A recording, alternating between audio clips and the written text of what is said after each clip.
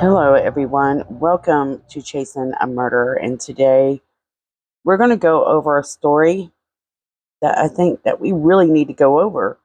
There's some really sketchy things going on within this Baldwin family coming out of Mount Dora, Florida. Nicole Baldwin. Nicole, 41, has 3 children and is living in Mount Dora with her, I get this, okay, estranged husband. She is 5'5", approximately 135 pounds, with dyed blonde hair. So before we get going, let's kind of learn who they are. So you got Nicole Baldwin. This is the woman. She's missing since, they believe, November 2nd. Alicia Baldwin. That is Nicole's oldest daughter. Then you have Brett Baldwin, which is Nicole's estranged husband. A little bit of background. He has actually spent 10 years with the Air Force as a technician. He said he worked in mechanical and information technology, also had 3 years of recruitment and retention experience. At some point, he actually started working in the medical field. So he was working as an EMT.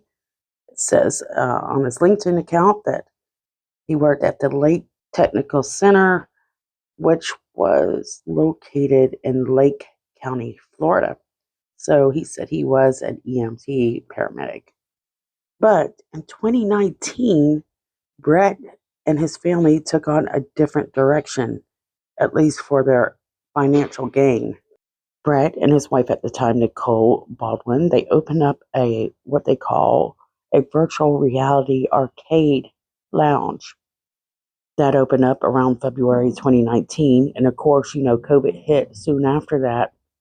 And they would have to shut down for a period of time. And when they tried to reopen on phase 1 of the reopening after COVID, things didn't seem to work out for them. So that business kind of fell.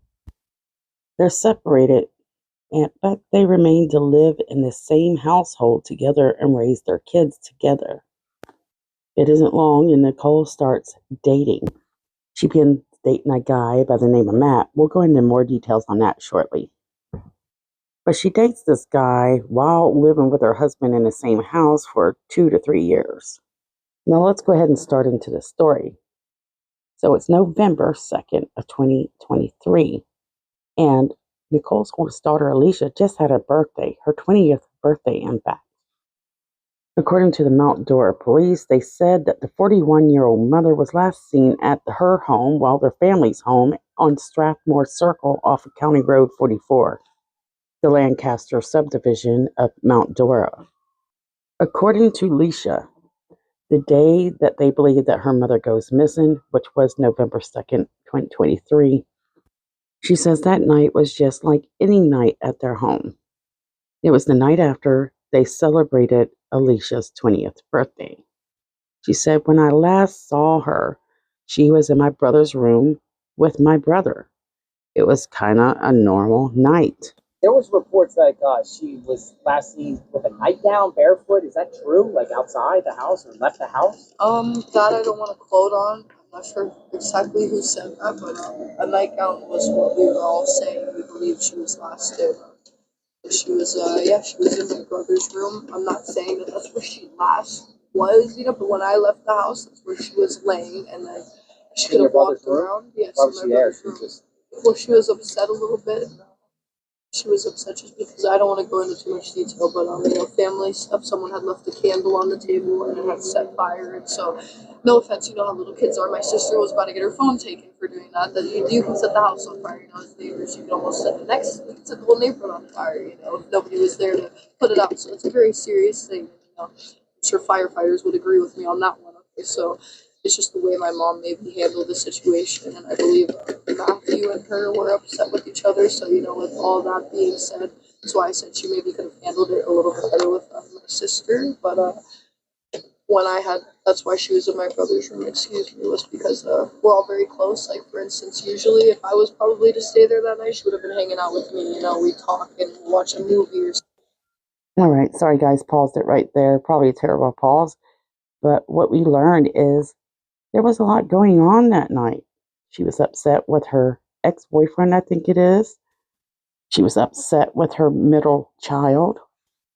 She went into her younger child's room, her son's room, while he was playing video games and just hung out there with him.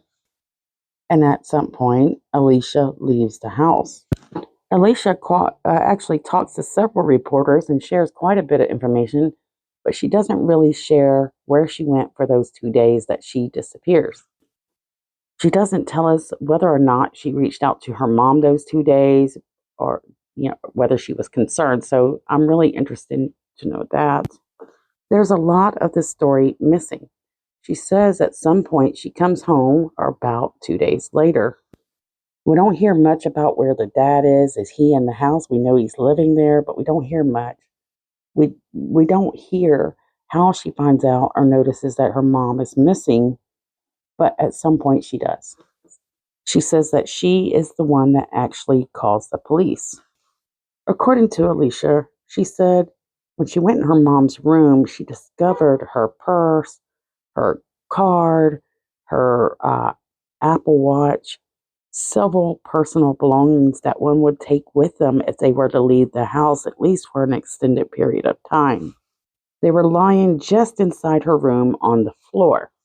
Now, there's mention that it was around 11:30 p.m., November 2nd, after they had celebrated Alicia's birthday, that, she last sees her mom. So I'm not certain on the timeline here, guys, because it's very, very sketchy. This has been one of the hardest timelines I've ever tried to put together. She really doesn't mention her dad too much. What she does mention, which we'll go over shortly here in a minute. Now, she says that she and her dad had some very intimate talks, and that they both were very, very sad the fact that her mom was missing. So at some point, you know how it is when you first report a missing persons, police are going to look into the fact, well, maybe she just wanted to get away for a while. Maybe she doesn't want to be found. And you have to have all these little criteria in order to put out some type of an alert. Eventually, police start to look a little deeper. The saddest part of this story is it's over 26 days before police presence take over this house that they were living in and bring in CSI, begin collecting evidence. November 28th. Actually, JLR Investigates. Make sure you go check out his channel and you can get the entire interview there. Has this to say? Actually, walk over a little bit, but they're not letting anyone here. But look, if you can see there's evidence crime scene tape on the windows here and also the door. The door has this evidence crime scene tape on the door and on the windows, and even on the top of the garage there, you can see evidence tape. Now we have a Mount Dora police officer that is staged here. It is about to rain out here. Look at the sky is getting gloomy, folks. So this is the neighborhood where she was last seen. Now they're saying that she might have left the house in her pink nightgown and also barefooted. That makes no sense. So let's talk a little bit about what was left behind again. So her purse, her wallet, her car, her Apple Watch.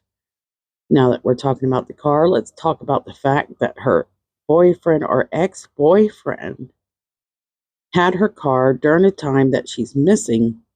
He needed to borrow it to go to the hospital. We don't get much more detail than that. Alicia says at some point, she says, you know what? He's not going to have this car. He calls him and tells him to bring the car back. For Alicia, she's kind of upset. A few of the posts that this guy, Matt is his name, by the way, about posts that he's putting on Facebook where he's eating and kind of saying nonchalantly, come home. I know a lot of you will be curious about this boyfriend, as most of us are. Um, we did learn that Nicole was dating this guy 2 to 3 years, but she's still living with her estranged husband. So they're separated as far as I know. I don't know if they're divorced yet, but a lot of people are saying there's some red flags there, especially as you learn they were preparing to move out of that house. Question is for me, did Brett plan on moving with the family and staying with the family, or would they completely separate this time? Nicole's daughter Alicia had actually commented on that fact, how they were moving out of the house. They had plans to move out December 1st of 2023. Let's talk about the fact that we see CSI inside this house. This means that this house has been turned into a crime scene. This also suggests they believe it might be more than just a missing persons case. But the police remain tight-lipped, and so we're just left thrown out here like everybody else, wondering what happened to Nicole. Alicia was, she actually commented on the fact that they were moving and said, we were supposed to be moving out of this house together. Definitely a rough step going on without my mom here. So, it's really sad, but a lot of people are kind of questioning, her part in this. Why does she disappear 2 days during the time that her mom disappeared? I mean, that's crazy. And they don't believe that she's sad enough. A lot of people are saying, well, attacking her like they usually do attack people in these stories. But to be fair, I mean, she's been talking a lot about her mother's Apple Watch and things like that. But also, that could be the news, the way that they have portrayed her. So, what was CSI seen carrying out of Alicia's home or her mother's home? And it is said that Fox 35 News actually, they observed this becoming a crime scene, and that they could see them carrying out personal belongings that belong to Nicole, such as her phone, watch, and even her vehicle. But investigators didn't only have their eyes on Nicole's belongings, they had actually taken Brett, Alicia's father's car, her mother's car. Police had actually put crime scene tape on several areas on the car that was seen by Alicia and several other people. There was even crime scene tape on Nicole's car on the trunk. So it seems that police are still kind of not focused in on one person. They're investigating everybody. We don't know what police have found and what kind of clues they do have still to this day, because they are so tight-lipped. But it seems to me that they are on some type of path and they're trying to solve this and figure out what happened to Nicole. In an interview, Alicia talks about the fact that, she has no way to communicate with her family. She also said that her father had moved to one of the Carolinas. I can't remember. I'm sorry, guys, right now. With her siblings and is staying with her grandparents. We don't see her father on the news or helping search that we can tell. And Alicia doesn't mention the fact that he's out there searching with them. She does mention how he doesn't want to be on the media and how Brett is concerned and sad about what's happening with Nicole. But we just don't see a lot of searching from him. And we know from past stories that you got two types of people.